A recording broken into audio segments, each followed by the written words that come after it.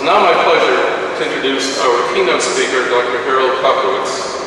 Dr. Koplewicz graduated from the University of Maryland with a Bachelor's of Science degree in psychology. He then earned his MD from Einstein College of Medicine and is now one of our nation's leading child and adolescent psychiatrists. And we spent some time together earlier today, and I would say a very, very nice person. And is indeed, he's one of our most accomplished alumni. So please join me in welcoming Dr. Koplewicz.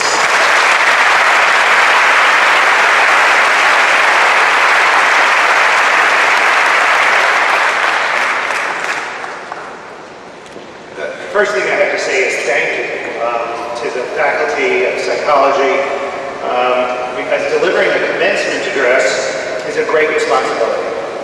I thought deeply about what I ought to say to you today, this wonderful day when we gather together to celebrate your degree in psychology, and I've asked myself what I wish I had known at my own graduation from the University of Maryland, and what important lessons I've learned in the years that have transpired between that day and today. When I was a teenager, my father urged me to acquire a profession I could take with me wherever I might find myself. He was a Polish-Jewish immigrant and a survivor of 14 concentration camps. And he told me what we carry in the mind means everything. At the time, he was talking about the knowledge and skills I could develop as a physician. No matter what happens in the world, and no matter where you find yourself, my father would say, you can work, be productive, and contribute. But over time, his words have come to mean something else. The reason why I became a psychiatrist, and specifically a child psychiatrist, is because what's in a child's head or mind limits or enables all that they can be. So I want to share with you a few of the lessons that I carry with me. I arrived at College Park in September 1970, and because of a shortage of dormitory rooms, I joined a fraternity, Phi Sigma Delta, which later merged with ZBT. Well, I didn't think of myself as a frat boy. Imagine a very skinny, New York, very liberal, Jewish guy with an afro hanging out with jocks in Baltimore. This was certainly an exercise in getting out of my comfort zone. But the fraternity actually offered me opportunities that I didn't know existed. I was able to get involved in many university-wide activities, including becoming one of the founders of a dance marathon that raised thousands of dollars for muscular dystrophy. Another example of being out of my comfort zone was July 1st, 1979. I believe one of the most frightening days of my life. It was the first day of my start of a general psychiatry residency. So in those days, it was at a psychiatric hospital at New York Hospital Westchester Division. So imagine a room filled with 40-some-odd psychiatrically ill patients, nurses, the 3 residents who were leaving, and the 3 new residents who had come to work with these patients. I can tell you that I felt so anxious that I actually leaned over to a nurse and asked her if I could bum a cigarette. And I wasn't a big smoker, but the patients started to talk in primary process vocalizations. They were very under-medicated in a way you would never see today, and they were saying crazy things, and I kept thinking I was on a different planet and I didn't understand the language. I could feel my anxiety growing, and I started getting this creeping sensation that I might have made a mistake going down this road. When the morning session ended, one of the young patients ran over to the resident who had been taking care of him and grabbed his leg and said to him, please don't leave me with him, meaning him as me. And it took all of my self-control not to grab his other leg and say, please don't leave, I made a terrible mistake. So life is made up of many decisions, some of which are based on careful consideration, others amount to capitalizing on lucky accidents like my fraternity experience. I think my first and most important piece of advice to you is to expect and plan for both sorts of choices. That is certainly my experience.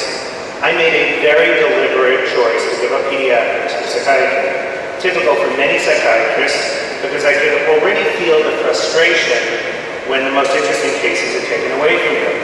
If you're going to get bored in pediatrics, my mentor, Dr. Charles Botstein, in medical school told me, you should pick a field on the frontier.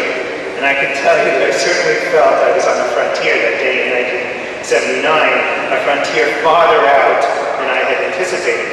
And I'm sure you're all familiar with the fear and uncertainty of doing something for the first time. But my decision to pursue child and adolescent psychiatry was directly tied to the first day and the realizations I had. So what did I realize?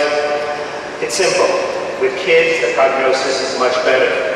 I chose to work with children because I truly enjoy it, but also because I saw an opportunity to prevent and minimize what I saw in White Plains that first day. Of course, this is not to say that treating and caring for adults with psychiatric illness isn't rewarding, but with young people, I saw that I could treat someone who had symptoms for 6 months or maybe 2 years, as opposed to someone who had been living with a psychiatric disorder for more than 20 years. So while my first year in general psychiatry was very traumatic and dramatic, the opportunity eventually to work with kids with psychiatric disorders was incredibly rewarding. And that feeling continues to this day. Since completing my fellowship in 1983, I have never passed a single day that I regret making the decision to become a child and adolescent psychiatrist. I also have never regretted doing a research fellowship, another fairly random opportunity that made me a better doctor and a better thinker.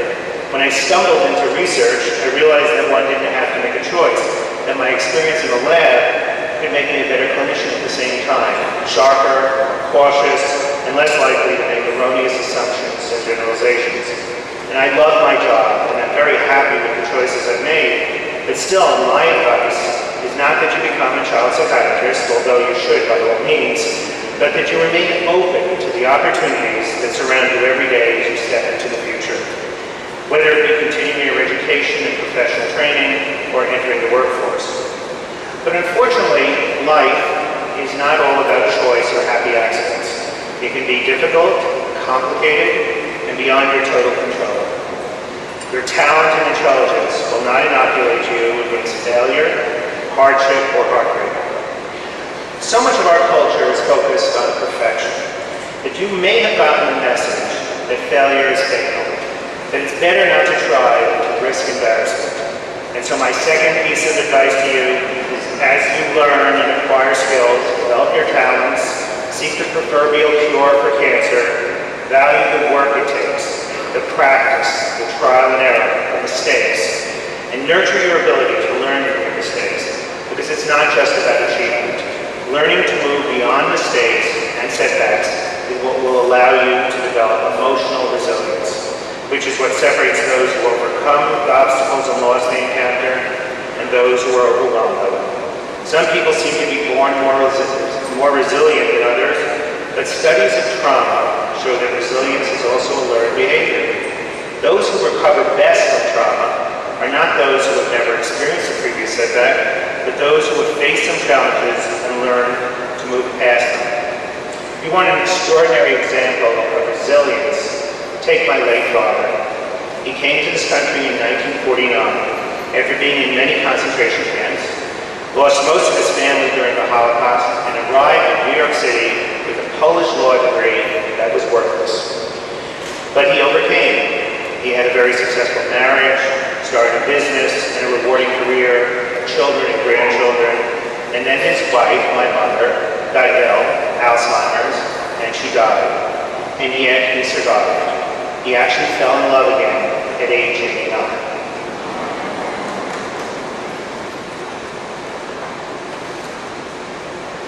2 years ago, before having cardiac surgery at 94 and a half, he told my sons, "Don't worry, if I die, I won't die young."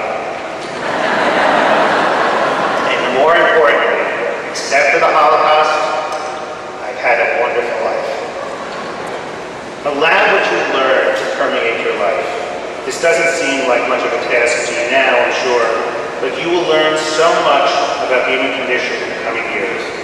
Give what you learn to your family, friends, and the world, and learn from your family, friends, and colleagues. And savor what takes you furthest from what you think you want. Accept and cherish novelty. These frontiers are where inspiration lies.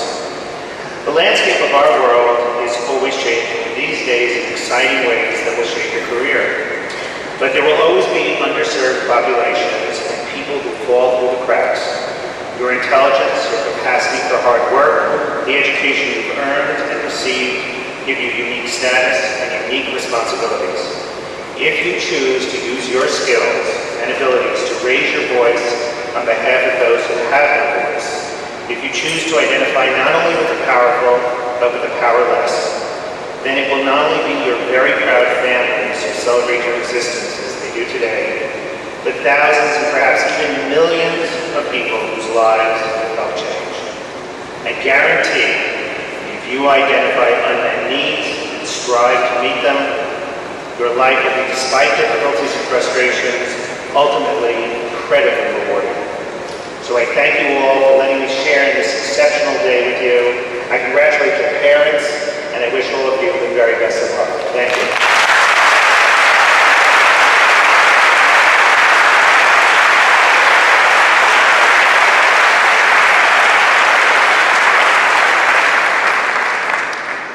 Thank you very much, Dr. Koplewicz, for that very interesting and very inspiring speech, and for joining us here today. We have a small token of appreciation.